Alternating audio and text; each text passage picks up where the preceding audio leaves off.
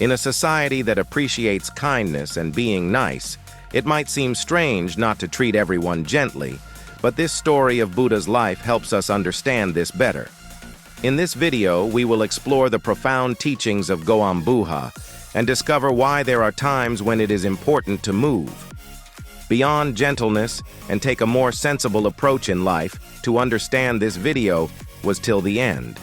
Once Buddha was sitting with his followers when a king came up to him and said, "O Lord, ever since I started following your teachings, everyone seems to be taking advantage of my kindness. I used to be really very cruel before I followed you. I would not hesitate to punish someone to the death sentence, but now I don't feel like punishing anyone.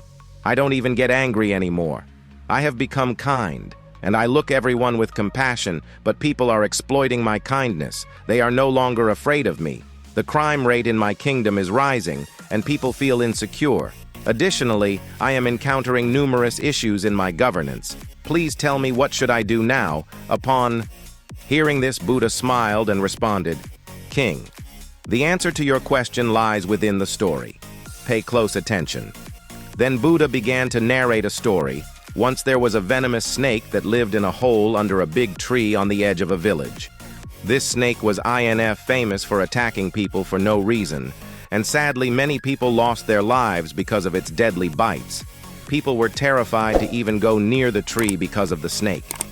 One day a monk happened to pass by the village and saw the beautiful tree. He decided to take rest and meditate under the shade of tree before continuing his journey. Some villagers who noticed the monk cautioned him about the dangerous snake and advised him to stay away from the tree. However, the monk simply smiled and settled down under the tree to meditate. As he sat there, the snake emerged from its soul, hissing angrily, and to strike undid. The monk met the snake's gaze and began ching a mantra, and miraculously, the snake began to communicate with him, addressing the monk. The snake said, "Hey man, are not you afraid of me? Don't you realize this is my territory? How dare you intrude here?" The monk responded with compassion and said, "My friend, why should I fear? I fear nothing. I do not even fear death. So why should I fear you? It appears that you fear death. That's why you bite others." The snake was astonished to hear this from the monk. Until then, it had only encountered people who either tried to kill him or fled in fear of him. It had never encountered someone who was not afraid of him. Upon hearing the mon's words, the snake approached him and wrapped itself around his feet and said, "You are right, sir. Every time someone's come near to me, I feel like they want to kill me. That's why I bite them to save myself. If I don't bite them, they will kill me."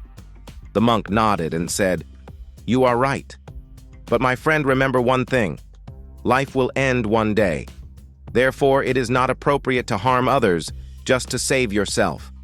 Let go of this fear of death and replace it with love for everyone." Saying this, the monk left from there. The snake was deeply impressed by the monk's wisdom. He took his words to his heart. He made a decision to stop biting people and let go of his anger. But things did not go as planned when people noticed that the snake has stopped fighting anyone. They started to mess with him. Those who used to be scared of him now came up to him without fear, teasing, scratching, and hurting him. Consequently, the snake found himself wounded and hurt all the time. He was really upset and going through the toughest time of his life. After some time, the monk returned to the village and sat under the same tree. But to his surprise, he found the snake in a pitiful state. The asked him, "Surprisingly, what happened? My friend who has harmed you?" The snake replied, "O blessed one, you advised me to be kind and stop biting. Since I followed your advice, people have stopped fearing me, and instead they torment me now.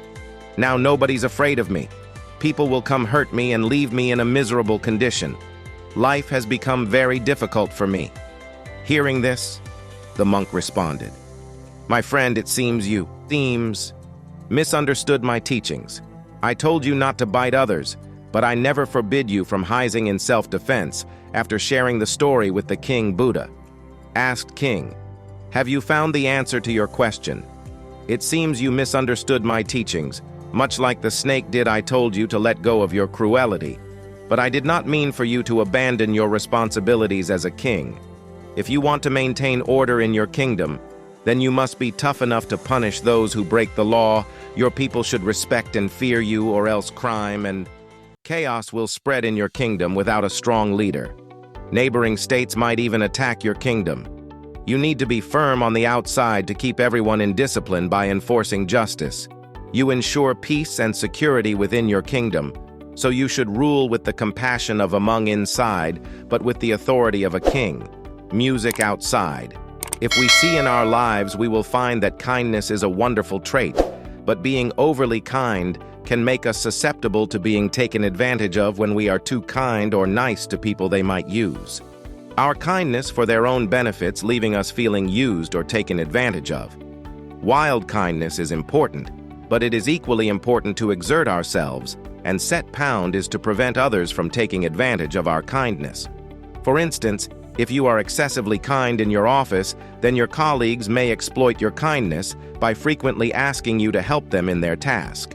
However, when it is their turn to help, they might start making excuses, because they believe that even if they don't reciprocate, you will still assist them when they are in need in a relationship.